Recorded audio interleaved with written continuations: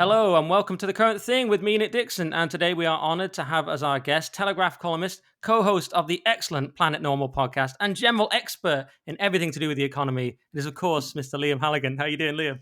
Nick, you say all the right things. You're It's welcome. good to be And of here. course, you've got a Substack now. What is your Substack? When the facts change. When the facts change. Yeah, that was the phrase that, many ascribe it to the great economist John Maynard Keynes. He didn't actually say it, but, it's... and Keynes, by the way, wasn't a Keynesian, but that's something maybe we can discuss sometime. Yeah. All right, so it's apocryphal quotes. And okay, well, you're doing very well with that. And mine is nickdixon.net, by the way, because I might stick the full interview on there just in case anyone wants the full interview. Sure. We've got loads of great stuff on there. Later, I'm going to coach Liam on his Substack, and together we should do a joint one between us. We can cover the economy and sort of banter. So, Liam, so many things I can ask you, but I wanted to start. So, full disclaimer at the start: I have an English MA, which explains the depth of my economic knowledge. My brother got all the economic ability. He does the kind of jobs that Rachel Reeves puts on her CV, except he actually does them. Just kidding, Rachel. Don't sue me.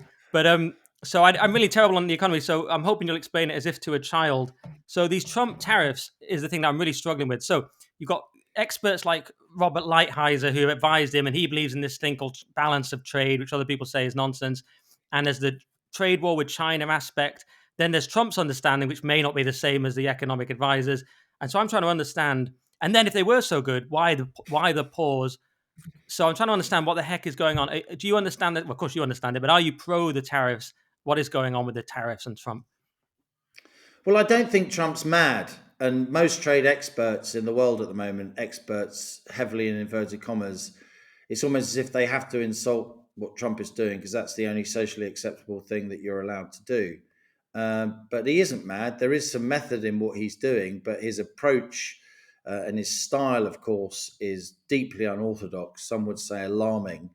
And at times, financial markets have, I wouldn't say they've panicked, but they've certainly lurched and roiled to the tune, if you like, of his tariff policy. But there's a lot in what he's saying. There's a lot of logic in what he's doing. So let me explain. So Liberation Day, his phrase was April the 2nd. That's when he stood on the White House lawn and clearly enjoyed producing a kind of shopping list of tariffs that the rest of the world put on the US.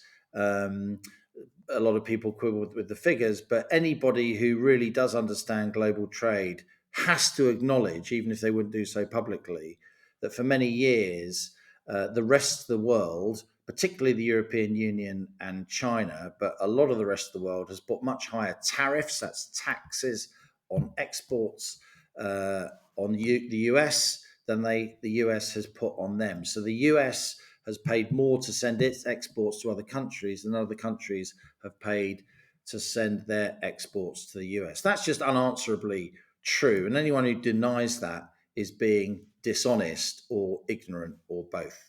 So he had a point in the sense that even though America, for all its military prowess and ongoing, though challenged global hegemony, was getting a bad deal from the rest of the world. And so it was running a massive trade deficit with the rest of the world. And so what Trump's trying to do, he's trying to shock the rest of the world into saying, look, if you want access to the biggest market in the world, which America still is by value, obviously not by numbers of people, but by value it still is, then I'm going to make you pay. And I'm going to make you pay with a 10% tax across the board. Pretty much every country, everything it exports to America, 10% tax.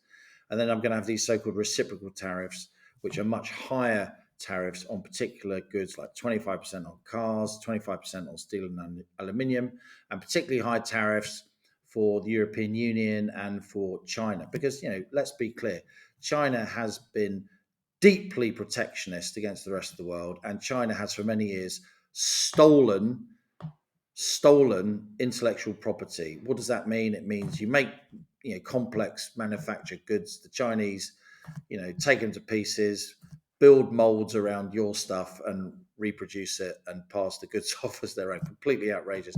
And the Chinese have been doing that for many years. And under Obama, when Hillary Clinton was Secretary of State, it was racist to even acknowledge that they were doing that. Literally, completely mad.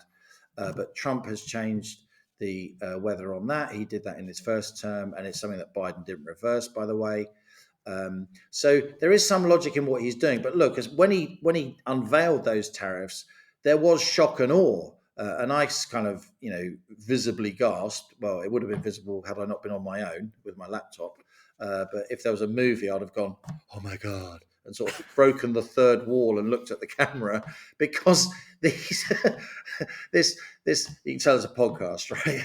You can't do that on Newsnight because this was on April the 2nd the biggest increase in US protectionism since the so-called Smoot-Hawley tariffs of the early 1930s, named after two Republican congressmen. And in my view, those Smoot-Hawley tariffs, that big increase in US protectionism, basically turned the Wall Street crash of 1929 into the Great Depression of the early and mid 1930s, Steinbeck's Dust Bowl and all the rest of it. So this was worrying stuff, and financial markets lurched, and understandably so. Big drops in shares, the S&P 500, big increases in US Treasury yields. What does that mean? It means investors are a lot less optimistic about the US and the global economy, and it means investors want to charge the US government a lot more to borrow because it reckons that the economy is going to be in a lot of trouble.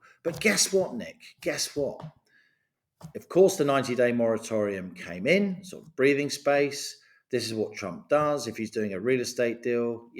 It's like you want to buy my house that's worth a couple of £1,000,000 and you start saying, I'll give you $1,000,000 for it and you'll be lucky to get it, right?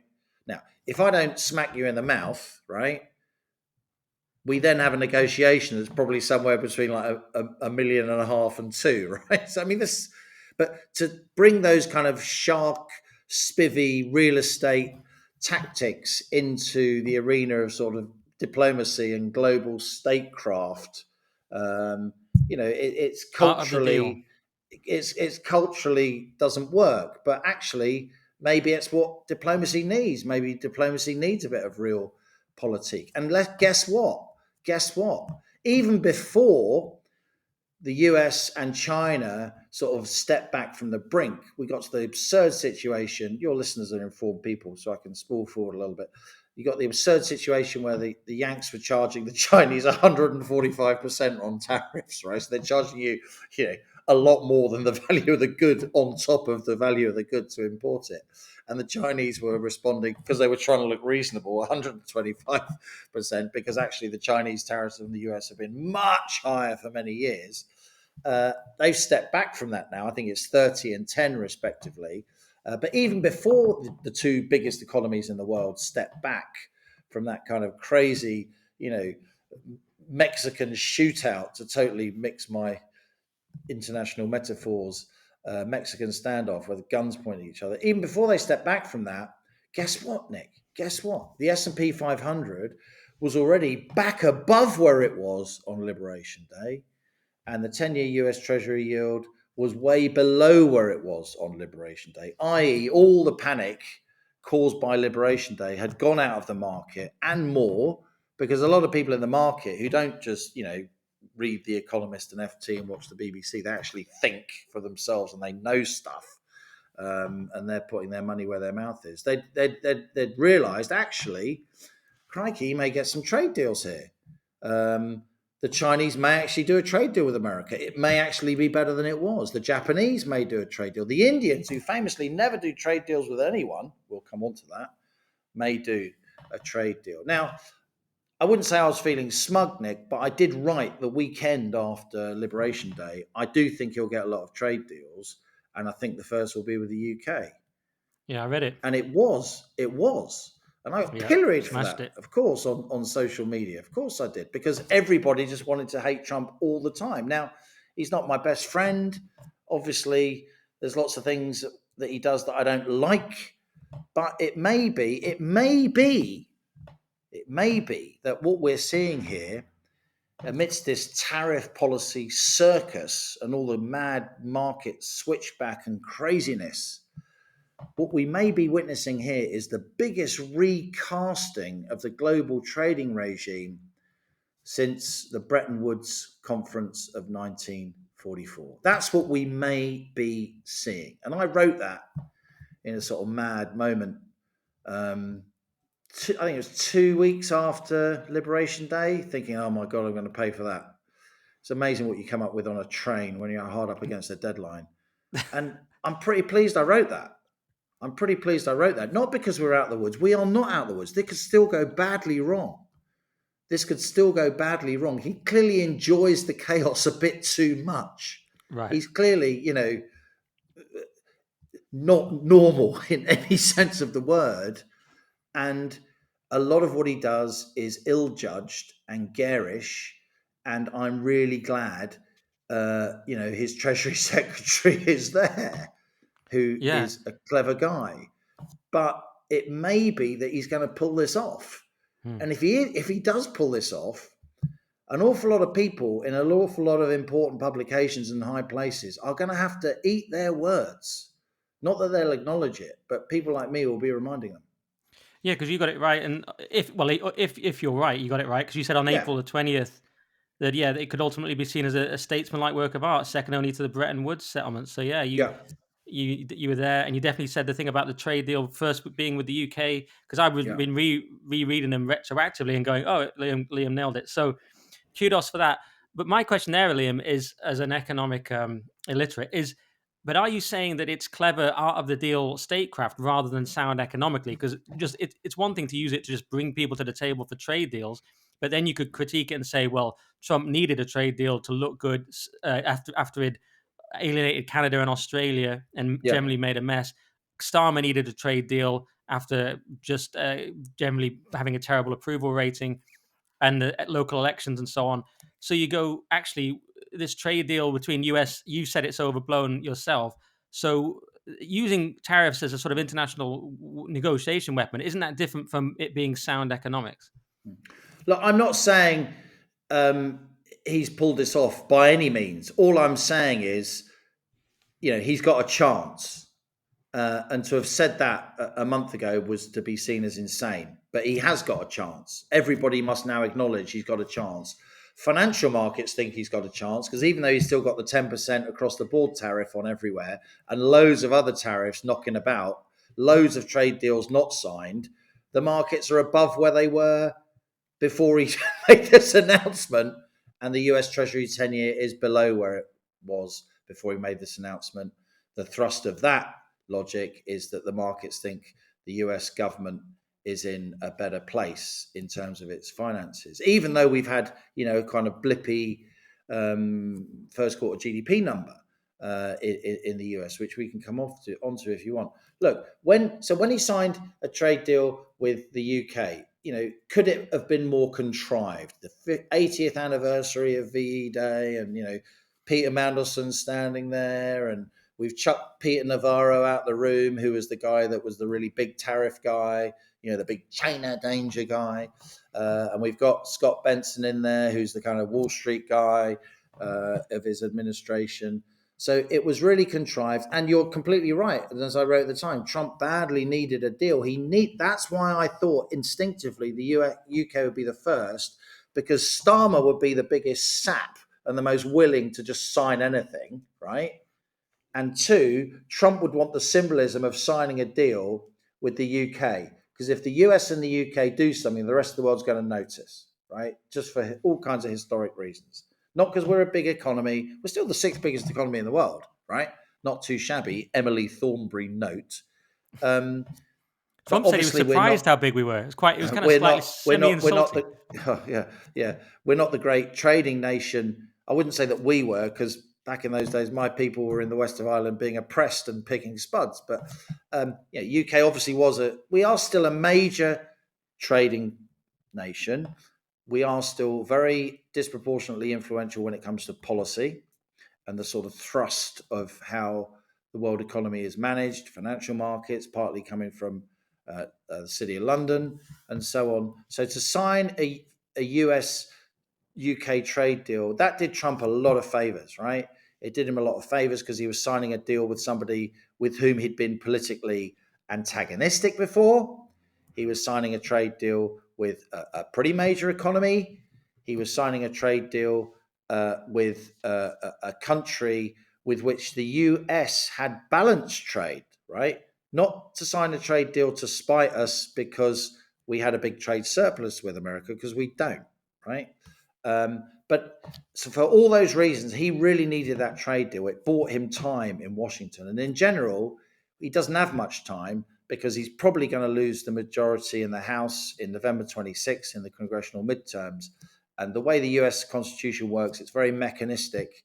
Once he's lost that majority in the House, the Dems can go nuts on lawfare a go-go, and the whole Washington swamp can be stirred up to try and basically legislatively behead him before the end of his term, to make the back end of his presidency completely lame duck, because he'll just be ensnared in endless lawsuits and so on, as the bitter and in many cases quite twisted Washington legal establishment tries to get him out of the Oval Office by hook or by crook. So he hasn't got long.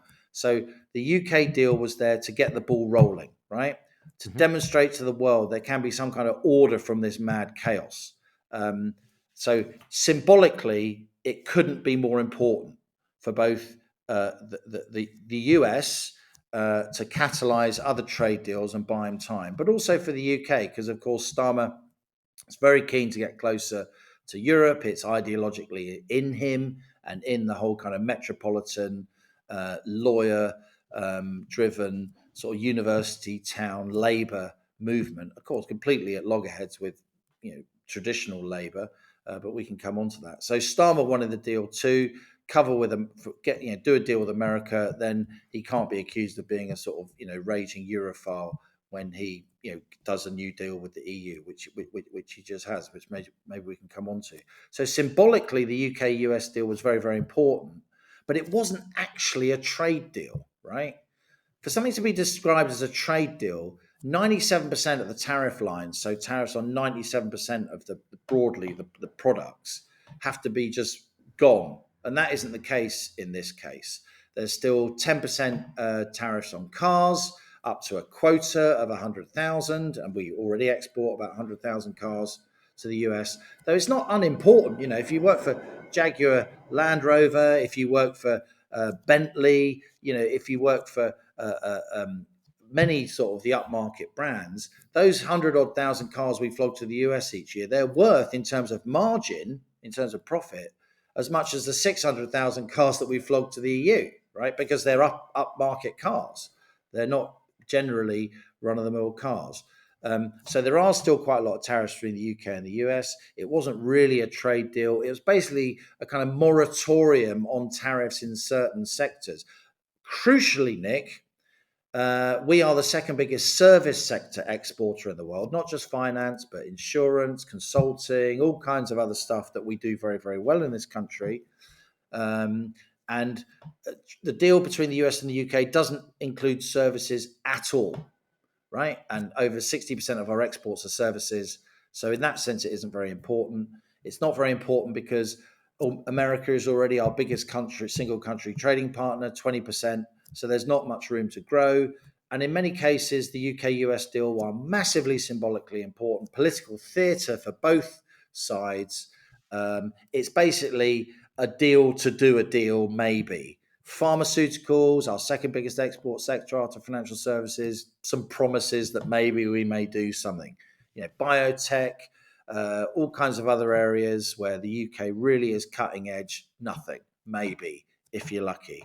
So it wasn't really economically massively significant, but politically, crikey, the EU's been trying to get a trade deal with America since it began in 1957. It's never managed to do so.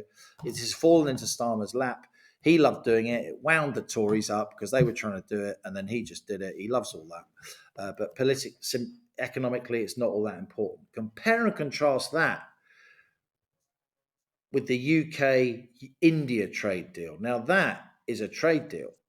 That is an astonishing thing. And, the leader of the opposition is not happy because she put in so much work with the Indians to get to roll the boulder up the hill. I mean, I've spent a lot of time talking to Indian trade delegations over the years. I was at the Seattle WTO summit, the riots. I was at Doha when China joined the WTO in 2001. I was in Cancun, the riots. in 2005. When I was covering all those riots for Channel 4 News, I was also having lots of conversations with trade diplomats from places like Brazil and India and the US, of course. And the Indian trade delegations, they are so hard. They are so tough. And they know they've got this enormous market. And India is now the most populous country in the world. It's overtaken China. It's got brilliant demography, primed for economic growth. Unlike China, China's getting old. India's very young. Uh, we only have 2% of our trade as the UK with India, so the scope for growth is absolutely enormous. Of course, we have a special relationship with America. I'm Irish Brit. I've got many first cousins born in America. There are many people like me. We have all these blood ties, and we already do 20% of our trade with them. Just 2% with India. Think of the blood ties that bind we now have with India. Think of all the kids in the UK, either, their parents are born in India, they've been going to India all their lives, they're really smart kids. The trade that we can do, India, Britain, could be absolutely astonishing. It could be a huge economic benefit for both countries if we can work stuff out. So I think the India trade deal, a genuine trade deal, service sector, manufacturing sector, still quite small in actual scope, but a lot of the tariff lines have gone. It's a genuine trade deal, and it is a major achievement. And I'm not here to big up Keir Starmer, but he could easily have mucked that up, and he didn't muck it up.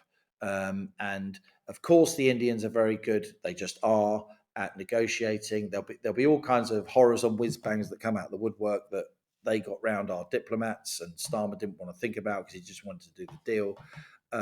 But big picture, broad brushstroke headlines: the India trade deal is economically much more important for the UK, while the US-UK trade deal is much more politically and symbolically important for the rest of the world. It will lead to more trade deals being done. Maybe America, Japan, maybe America, South Korea, maybe America, Indonesia, all the major economies, maybe even at some stage after a long, drawn out, protracted negotiation, US and China. And to complete the circle, when I first started writing about these tariffs, I was actually away on a holiday on Liberation Day. I've sort of wrecked my holiday in some ways by just sort of sitting in a hotel and writing about it. I wrote my real concern, and I actually said this, late last year and early in this year too. My real concern is that Trump can wind up the Canadians, and he can wind up the EU, and he can certainly wind up the Brits. But if you really wind up the Chinese, that's not going to go well. These guys they've actually got a bigger navy than America now. They really Right. want to not invade Taiwan. They won't invade Taiwan. They'll blockade Taiwan. They'll Right. blockade Taiwan. I did want to So ask you about that. I thought Trump there was messing big time, and that Bruising for a I thought bruising. that could go wrong, and it may yet go wrong. And if that goes wrong, then every little bit of not praise, but every little bit of like rational analysis I've tried to bring to this Trump situation, and I said been pilloried for it because, of course, unless you hate him, you're a fascist. I don't hate him or like him. I'm just trying to rationally analyze his economic policy, as that's what financial markets do, and that's what, in the end, most voters will do because it will come down to their standard of living. It may go well for Trump and therefore for the world, or he may provoke, massive conflict with China. It could still go either way. Yeah, that's the big worry because, as you say, they can block Taiwan, which has all the semiconductors. It totally Yep. dominates in that. That's why Trump's started some semiconductor factories in Arizona, but people say they're 20 years off because Steve Bannon calls it an art and a science, these semiconductors. So no one can compete with Taiwan. And that would cripple the US economy, send them into Yeah, but depression, nuclear even if it was wasn't a 20 hot years war. off when Nick Clegg blocked it. Imagine if we had those nuclear stations now. I know, I know. So Trump started it, but he would lose. Bannon claimed that the Pentagon's war gamed this, and they lose 8 times out of 8. For some reason, it was 8 times in a war like that with China. Because China, apparently, his claim was they recognize that US can still do a hot war, kinetic war, fire off a few missiles, but China's doing this trade war, and they win because not just trade, it's also Oh, shit. manufacturing, e.g., semiconductors. That's my broad understanding of it anyway. Um, but I wanted to ask you about the India trade deal because you mentioned how good it is. But is this thing about the national insurance and the DCCs, is that overplayed? Because that was used as a kind of political football. This just allows endless Indians to come into the Mm, country, was mm, basically. But mm, is that mm. overplayed? Just to go back on China, I don't. Okay. Okay, what I think would happen there is so the Chinese would blockade Taiwan, right? Because Taiwan's completely dependent on liquefied natural gas, right? Um, but China is itself totally dependent on imported oil. 80% of the imported oil, a lot of it comes through the Straits of Malacca, between Singapore and the Philippines. And there's been a lot of naval activity in the Straits of Malacca. That's why for years China's been diversifying, importing ever more oil and gas from China. We don't read much about it in the West, but um, I was there when the so-called ESPO pipeline opened between Russia and China, East Siberia Pacific Ocean pipeline in 2008. And then there's another pipeline they've built for gas, Power of Siberia, between Russia and China. So China's been diversifying its energy sources. China is now pushing a way through the so-called middle corridor, going through Kazakhstan, through across the Caspian, Georgia, the Black Sea for both energy and goods as part of its Belt and Road Initiative. I did a long piece about that on my Substack when the facts changed quite recently, because I was recently in Georgia because my daughter, Ailish Halligan, who's a journalist, lives in Tbilisi at the moment. Um, but China are worried about the Americans counter blockading if they blockade Taiwan, and they're kind of preparing for that by pushing through the middle way and having um, formed such close bonds of energy transfer with the Russians as well. So all that is fascinating and in flux. The India trade deal. Um, Look, I've got absolutely no doubt. I haven't seen the face of the trade bill has been published, right? But I have absolutely no doubt there will be nasty things that come out the way the Indian diplomats have stitched up our diplomats. Because frankly, with all respect to our diplomats, the Indians have been negotiating trade deals for a generation now, and they really know what they're doing. Whereas we have totally outsourced our trade negotiation smarts to the EU, and those UK trade diplomats and negotiators who've operated under the aegises of the EU, they're mostly still in the EU. They're sort of just, cleaning up and building up their pension pot. Then they're not really negotiating for the UK at this point. And I say that with respect. I know a lot of these people personally. Um, I do think the NIC thing was a bit overblown. It's not unusual in a trade deal that there's, if someone goes to work abroad, they only, if we have double taxation treaties with lots and lots of countries, it will all depends on the principle of having, paying NIC or similar labour tax in your own country, so you don't pay it in a country where you're working temporarily, is far from controversial. It's actually normal. It all depends on the cap in terms of the amount and the cap in terms of the numbers of people. And so, in that sense, the devil will be in the detail. It isn't in and of itself a disaster or a sellout. Though, of course, a lot of people wanted to promote it like that when the trade deal was signed. So the jury's still out in terms of the actual implementation of the India trade deal. Of course, it is. It hasn't been implemented yet. But the headlines and the detail that I have seen that has been made public are very, very promising. And I think the geopolitics of it are much more promising than the US trade deal, not least because it is actually a trade deal, as I've explained. And also, I think in general, you know, India is claiming the mantle from China. Obviously, India's a smaller economy, is barely a quarter of the size of the Chinese economy at the moment, but it has enormous potential. I mean, incredible human capital and energy, and incredible, very, very wealthy diaspora. I mean, you'll remember, Nick, if you watched the way the Irish economy boomed in the 90s, because frankly, lots of rich paddies around the world, I'm allowed to say that, you're not. was like sending money back, sort of misty-eyed. Lots of Irish Americans were sending money back. We're invest here, we're invest there. Why not? India's got that, cubed. you know, Absolutely hugely powerful diaspora, still incredibly culturally grounded and linked to their country.